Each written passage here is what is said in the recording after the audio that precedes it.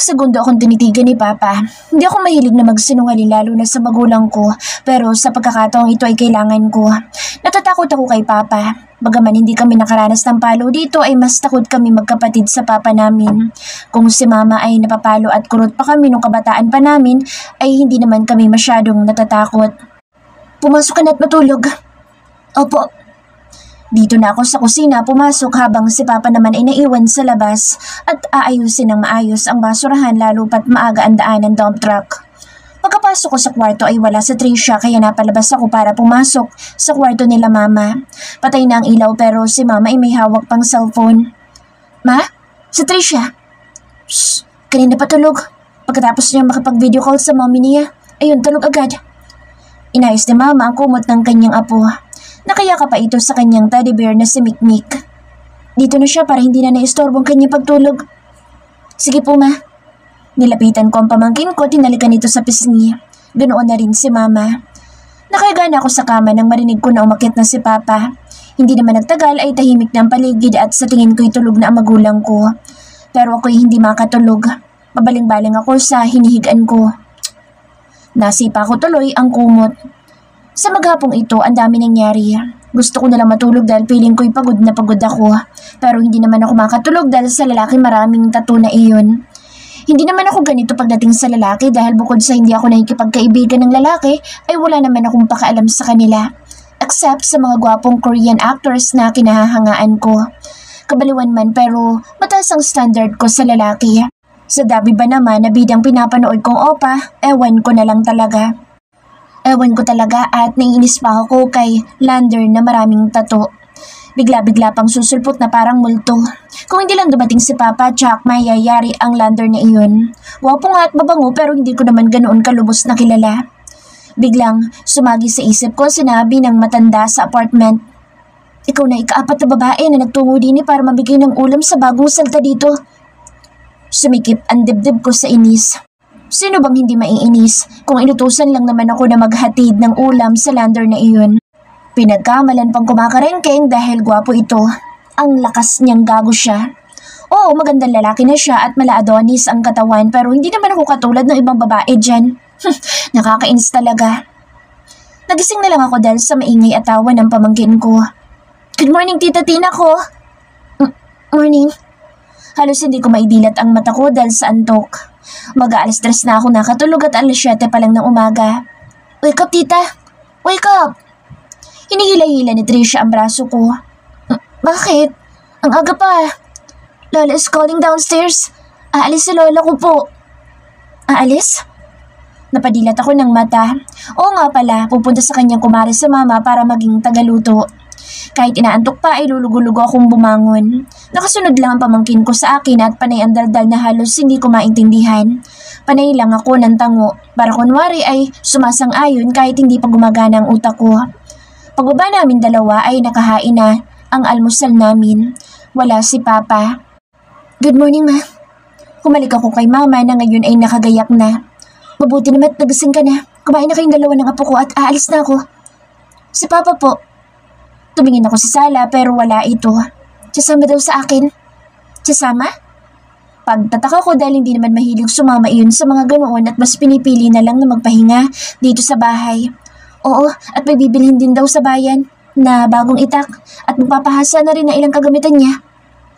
Ipinagsando ko sa Tricia at pinauna itong pakainin. Si Mama naman ay naghihintay kay Papa dahil nag-aabang ng tricycle. Maya-maya pa ay pumasok si Papa. Aalis na kami anak. Ikaw na muna bahala sa pamangkin mo ha. Huwag mong pababayaan na lumabas-labas. Bili ni Mama. Tumango ako. Opo ma, ingat po kayo ni Papa. Apo kong maganda, huwag magpapasaway sa tita Tina mo ha.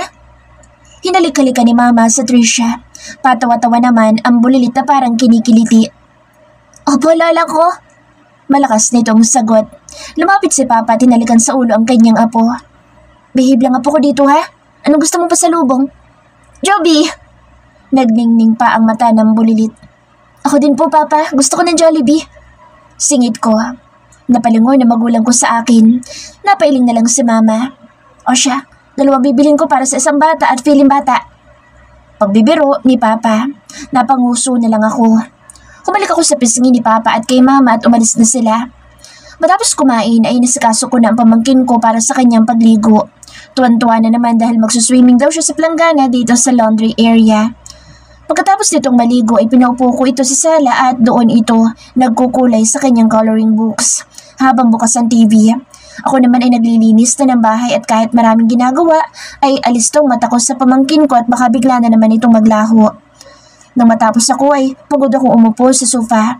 Kakahawak ko lang ng cellphone na magsalita sa Trisha. Tita, I want to call my mommy.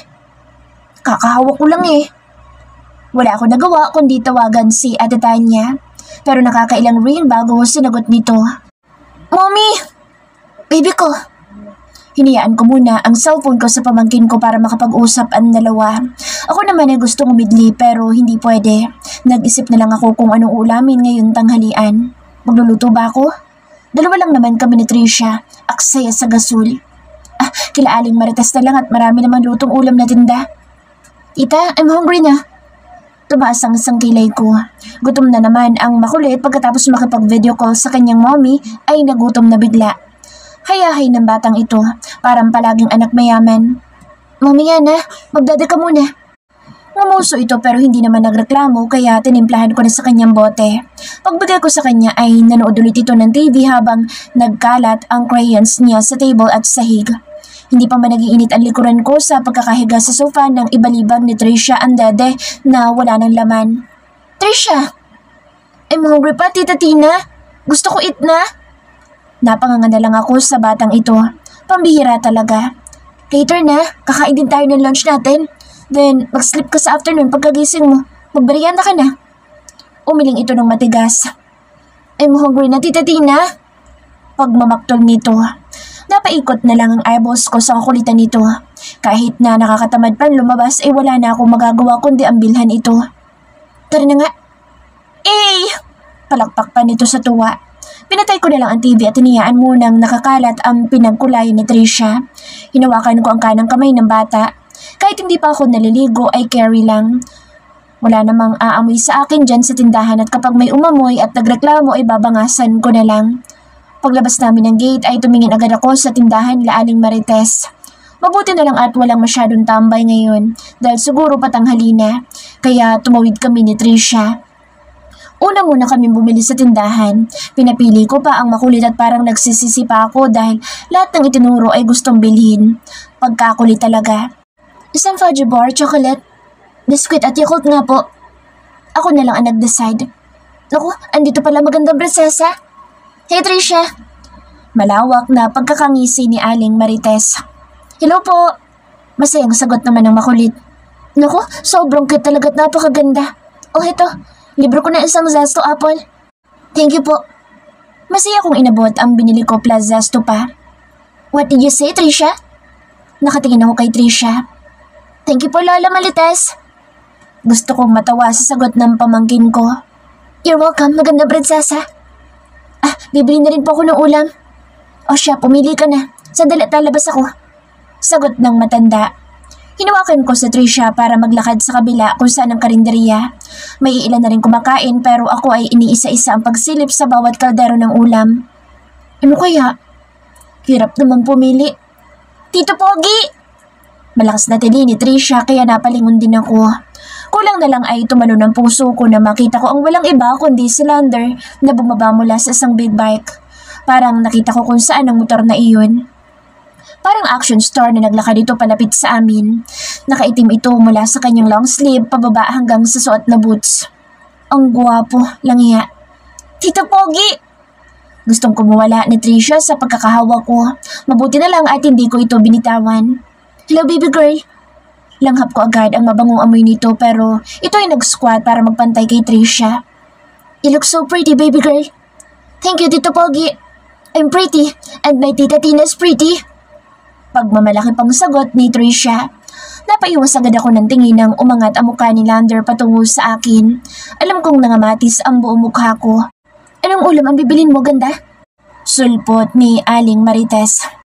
Yes, she's pretty.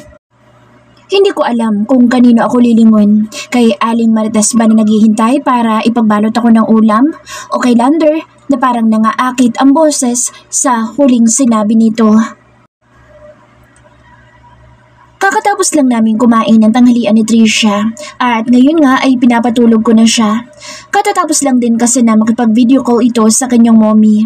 Nalaman ko rin sa kapatid ko na kinuha pala ito bilang private nurse na isang mayaman lumpo at kasalukuyang nakatira sa mansyon ng kanyang amo. Nakakagulat ang balitang iyon pero kahit ako'y alukin bilang private nurse at sobrang laki pa ng sahod sa isang buwan ay talagang susunggaban ko agad. Mabait ang pinaka-big boss na atita niya dahil ito pa mismo ang nagrekomenda para sa kanya. Habang tulog ang bata ay naglinis na ako ng bahay. Naglampaso ako ng sahig at nagpunas ng mga alikabok. Araw-araw namang naglilinis ng bahay pero talaga naman ang alikabok at mga dumi ay hindi nawawala. Masalan din si mama lalo na kung kalinisan ang pinag-uusapan. Pagkatapos kong maglinis ay nagpahinga lang ako saglit bago naligo. Habang naliligo ay pumasok sa isip ko ang nangyaring eksena kanina. Bumibili kami sa karinderya ni Aling Marites nang dumating si Lander. Dahil nataranta ang puso at utak ko ay basta ko nalang itinurang ulam na laing kaya ipinagbalot agad ni Aling Marites. Huli na nang ma-realize ko na hindi nga pala kumakain ng ganoong gulay ang pamangkin ko. Nahiya naman ako sa matanda kung ipababalik ko pa kaya bumili na lang ako ng tinolang manok. Babayaran ko na sana nang unahan ako ni Lander na magbayad. Hiyang-hiya ako noon habang kuntodong ngisi naman si Aling Marites. Binigyan pa ako ng 1 litrong coke habang si Lander naman ay parang baliwala lang sa pagtanggi ko. Pero sa huli nagpasalamat na lang ako sa panlilibre nito. Nagtanong pa ito kay Trisha kung ano ang gustong merienda. Aba, sinugot ba naman ng bongga ng pamangkin ko? Gusto ko nalang takpan ang bibig ng bulilit pero tuloy-tuloy ito sa pagsasalita. Gusto ko po Joby, Tito Pogi. Pero magbay po si lolo ko ng Joby later po. Kunwari na nag-isip pa ang bata dahil inilagay nito ang hindoturo sa kanyang baba. I want to eat ice cream. Pink ice cream with cream po. I want cake po. Yung mocha cake po. Favorite ko po iyon. Then si Tita Tina ko po, likes niya shawarma po. Yung big shawarma. Pero gusto ni Tita Tina ko po, may milk tea. Yung yummy po siya kasi may circle na color black po. Namumula ang buong mukha ko sa pinagsasasabi ng pamangkin ko kay Lander. Panitang mo naman ang lalaki na para bang bibilhan niya ng pagkain ng bata. Si Aling Marites naman ay tawa ng tawa sa pamangkin ko dahil para daw matanda itong makipag-usap dahil dire-diretso kong magsalita. Si Lander pa nga ang nagtawid sa amin dahil hawak niya sa kami sa Trisha. Ito na rin ang nagbukas ng lumang gate hanggang sa makapasok kami. Kaya sobra ang pasasalamat ko sa lalaki.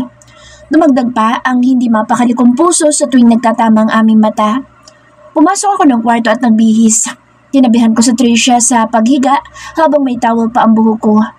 Tumingin ako sa pamangkin ko.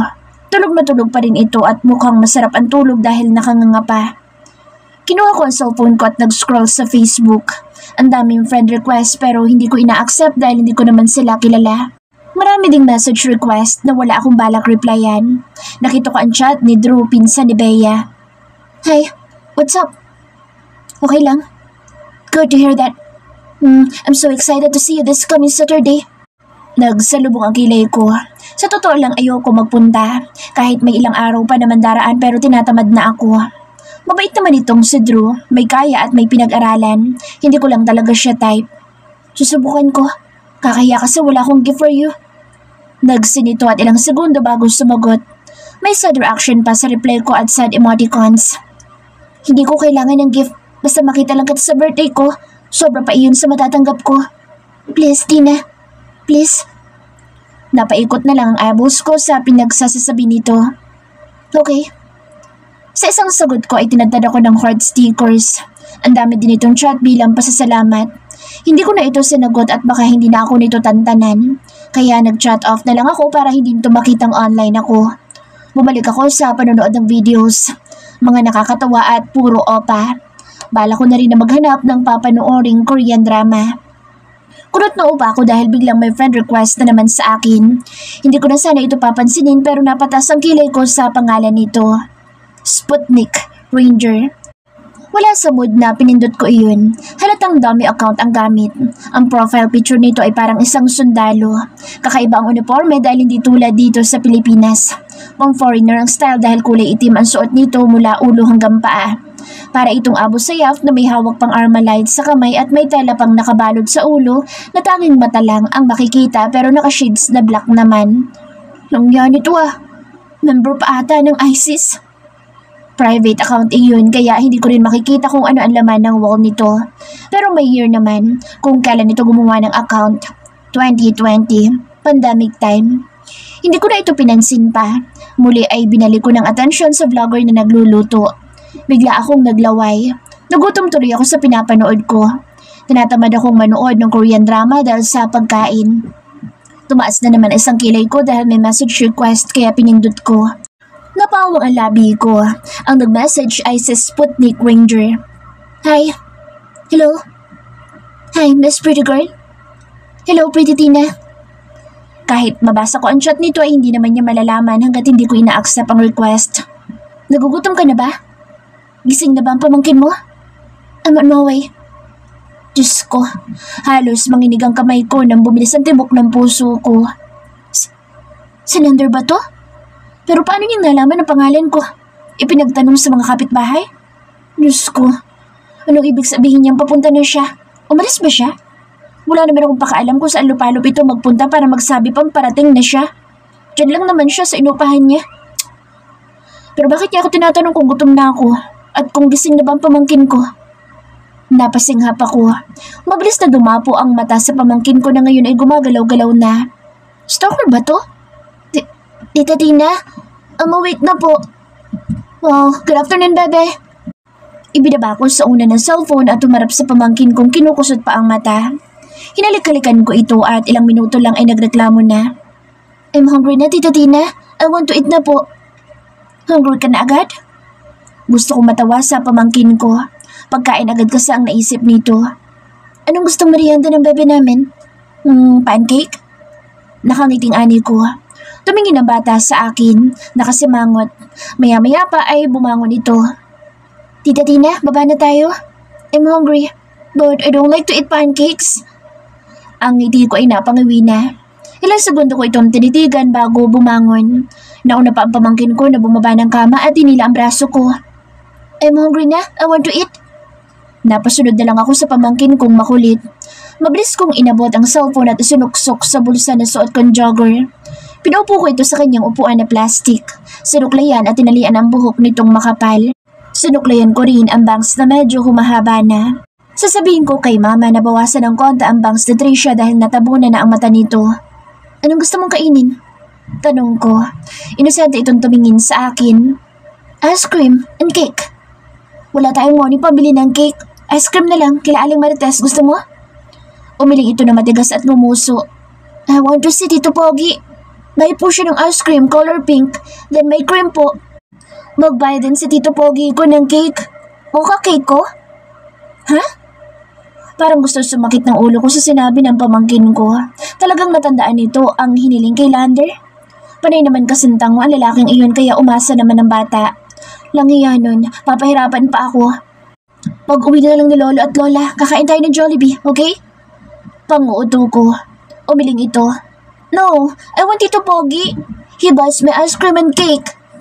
Nagpapadyak pa ito sa sahig. Wala nga, umalis siya. Hindi na yun babalik. Nakalimutan na niya. Dati ka na lang? Sana lang ay kumagat ito pero tumingin ito ng matalim sa akin.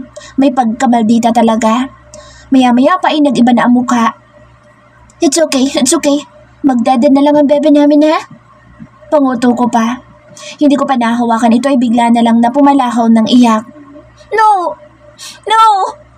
Hahawakan ko sana pero pinalo lang ang kamay ko at nag-iiyak. Napakamot ako sa ulo ko. Matagal pa naman itong tumahan kapag hindi agad nakukuha ang gusto. Ngayon pambagong gising lang. Tahan na, labas tayo? Paglalambing ko kahit masakit na sa tenga ang pagngaw-ngaw nito. Umiling ito. No! Lumayo ito sa akin at iniusog ang upuan. Tumalikod pa sa akin para hindi ko makita. Nagtatampo pa ata ang batang ito. Salubog ang kilay ko at tinukot ang cellphone ko. Bala kong tawagan si mama kung ano oras sila makakauwi. Puro ring lang ang phone ni Mama na tsak busy pa kaya si Papa na lang ang tinawagan ko. Kasabay ng pag-ring sa kabilang linya at pag-iiyak ni Tricia ay ang pagkatok sa pintuan. Sino naman to? Nagulat ako sa pagtayo ni Tricia papalapit sa pintuan. Tricia! Malalaki ang hakbang na ginawa ko. Patuloy lang sa pagkatok ang kung sino man na nasa labas. Sino yan? Hindi naman ako kinabahan kung sino man ito. Ang ipinagtataka ko lang ay hindi ito tumawag sa labas ng gate at diretso agad sa pinto namin. Tito Pogi! Mabilis na sagot na Tricia. Tumigil na ito sa pag-iyak. Napaawang ang labi ko sa pamangkin ko kasabay noon ang paghawak ko sa doorknob. Dahan-dahan kong binuksan ang pinto kasabay ng pagsagot ni Papa sa kabilang linya. Mabilis ako napasinghap. Tito Pogi! Anak? Halos magkanda buhol-buhol ang hininga ko na magtama ang mata namin ni Lander. Yay! Wow! My favorite! Patakbod lumapit sa Tricia kay Lander at mabilis na kumapit ito sa malaking hita ng lalaki. Anak? Tina? Bakit ka tumawag? Mabilis ako napabitaw sa mata ni Lander. Hindi ko alam kung anong uunahin ko. Ang kunin sa Tricia sa pagkakaya po sa lalaki o ang pagsagot kay Papa. Ipinalig ko ang ulo. Hindi dapat ganito na para akong nabablangko. Papa, may problema ba? Ang pamangkin mo nasa na? Bakit may narinig akong tinatawag? Saan ba kayong dalawa? Napasinghap ako sa tanong ni Papa. Andito lang po sa bahay pa. Nanonood po kami ng TV. Mahina akong sagot at napakagatlabi. Nagsinungaling na naman ako sa Papa ko. Ilang saglit na natahimik sa kabilang linya. Sinundan ko ng tingin ang pamangkin ko na ngayon ay tuwan-tuwa na. Pinapahid ni Lander ang luha sa pisngi nito habang ang dala nito ay nakalapag sa ibaba. Diyos ko, nagdala talaga ito ng pagkain. Malapit na rin matapos ang mama mo dito. Uwi na rin kami. Sige po. Ingat po kayo ni Mama. Gusto niyo po bang makausap sa Tricia? Hindi na muna anak. Nag-ihaw pa ako ng karne. Naririnig ko ang ilang mga nag-uusap at may parang nagkakantahan sa kabilang linya. Sige po, pasensya na't nakakastorbo po ako. Sige na. Ingat kayo ng apo ko. Hindi nagtagal ay naunang pinatay ni Papa ang tawag at muli ay hinarap ko ang pamangkin ko at si Lander na nakapantay na sa bata dahil nakaluhod na ito. Bigla akong nakonsensya. Pasok ka. Napatingin si Lander sa akin. Wala sa loob na sunuksok ang cellphone sa bulsa. Kumabog ang dibdib ko sa titig nito. Okay. Binuksan ko ng malaka ang pintuan. Pinauna ni Lander ang pamangkin ko na ayaw nang humiwalay sa kanya.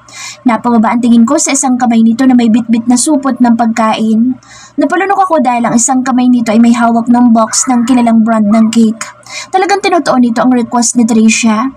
Mabilis ko isinara ang pintuan dahil baka may sumilip na chismosa kahit na obvious naman na nagtungo dito si Lander. Pero na lang kung nakita nila ito. Diyos ko po. Jack, nakita nga ng mga tambay sa harap ng tindahan ni Aling Marites ang lalaking ito. Yay! Ice cream! Palakpak pa ng bata. Nakasunod pa rin ito kay Lander hanggang kusina para ilapag sa lamesa ang pagkain. Thank you. Hindi ka na sana nag-abala pa. Mahina akong salita. Lumingon ito sa akin. Nangako ako sa pamangkin mo. Hindi ko yun kayang baliin. Pasensya na medyo natagalan ng pagdating ko. Bumaba ang tingin nito kay Tricia. Mukhang kanina pa siya umiiyak. Napakabot ako sa pisngi. Bagong gising kasi, ganyan naman sa Tricia. Sagot ko. Mamuso si Tricia na nakatingala kay Lander. I'm hungry na po, Tito Pogi. Well, wait po ako ng ice cream pink and cream. Ang okay ko po. Sure, let's eat your favorite. Nakangiti nito sa bata. Sa Tita Tina, ayaw ko po bate. Tricia? Napanganga ako sa sagot ng pamangkin ko. Nagkatinginan tuloy kami ni Lander. I'm hungry na po. Gusto ko na mag-eat. Eat? Okay, baby girl. Pakakbang na sana si Lander ng unahan ko. Ako na. Malalaka ang hakbang ko at mabilis na kumuha ng plastic na plato para kay Tricia. Kumuha naman ako ng 2 platito at 3 baso para sa ice cream. Para ako nanginginig habang nanonood si Lander sa akin. I can help you. Ha? Mabilis pa sa hangin na lumapit ito sa akin. Natulala na lang ako sa mabilis nitong pagkilos. Ganito ba talaga siyang gumalaw? Isang pitik lang ay nakalabas na ang lahat ng pinamili ni Lander. Ang isang tub ng ice cream, mocha cake na may nakasulat pang baby girl na may heart emoji pa. Parang uminit ang puso ko sa nakasulat sa cake, kahit alam kong para sa pamangkin ko iyon. Bigla akong nagutom sa inilabas nitong malalaking shawarma na 5 peraso. Sobrang dami noon kung kami lang ang kakain. At lastly, 5 milk tea rin. Sobrang dami ng binili mo? Hindi agad sumagot si Lander. Bagkus lumapit ito sa pamangkin ko at maayos na pinaupo. Binilhan ko rin ng magulang mo para pagka-uwi nila ay makapag-snacks naman. Napatitig ako kay Lander. Bakit ganito itong kabait? Hindi naman niya kailangan pang gawin ang bagay na ito pero sobra-sobra naman ang pagtulong nito. Yay! I love cake! Napabalik ang tingin ko kay Trisha. Mukhang gutom na dahil nakatutok ang mata sa cake. Naawa naman ako sa pamangkin ko kaya ipinaghiwa ko na ito ng cake. Minitaan ko sa Trisha ng sarap na sarap ito habang kumakain kaya tinabihan ko ito. Nawala na rin ang sumpong nito. Umupo naman si Lander sa harapan ko. Kung nung una ay naiilang pa ako kay Lander habang kumakain pero ngayon ay nawala na dahil enjoy ang lalaki sa pakikipag-usap sa pamangkin ko. Hindi ko nga namalayan na naubos ko ang shawarma. Inabot sa akin ni Lander ang milk tea habang nakatusok ng straw. Ganoon na rin kay Trisha. Tuwan-tuwa ang pamangkin ko dahil sarap na sarap ito sa kinakain. Binigyan ito ni Lander ng shawarma pero nakadalawang kagat lang ay ayaw na dahil gusto niyang lantakan ay ang ice cream. Nakaalalay ako sa bata, baka mapasobra ito sa matamis at sumakit ang ngipin. Mayayari pa ako sa atetanya ko. Simot ang milk tea ko at napadigay ako sa kabusugan. Nagtinginan ang dalawa sa akin. Excuse me. Napatakip tuloy ako sa bibig ko. Tumawa naman si Trisha at tinuro ako. Tita Tina's morphing. She loves shawarma and milk tea, Tito Pogi eh. Sabay tingin ito kay Lander. That's good. Tumingin ito sa akin kaya ramdam ko ang pamumula ng mukha ko. Anong gusto mo ulit na bibilhin ko? Balik nito sa bata. Nagningning ang mata ng bata.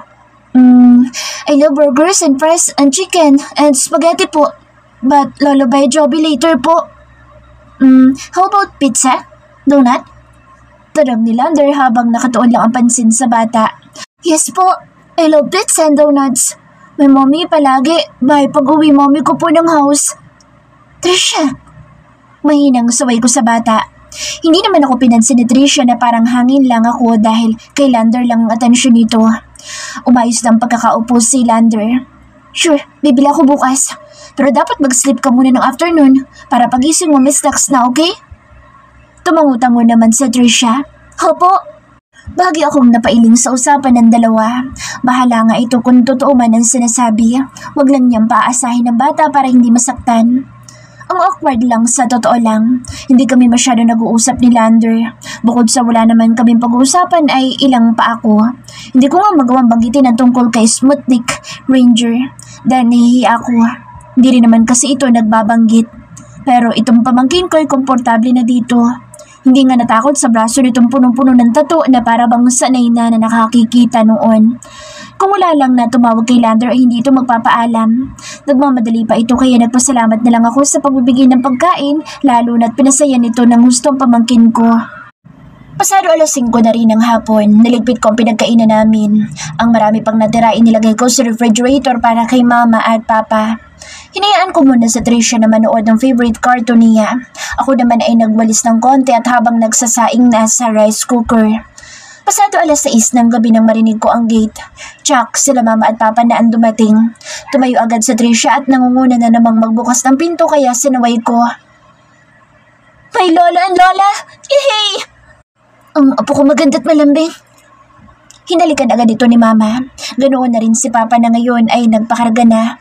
Oh, Joby! Lumapit ako sa magulang ko para halikan sila sa pisngi.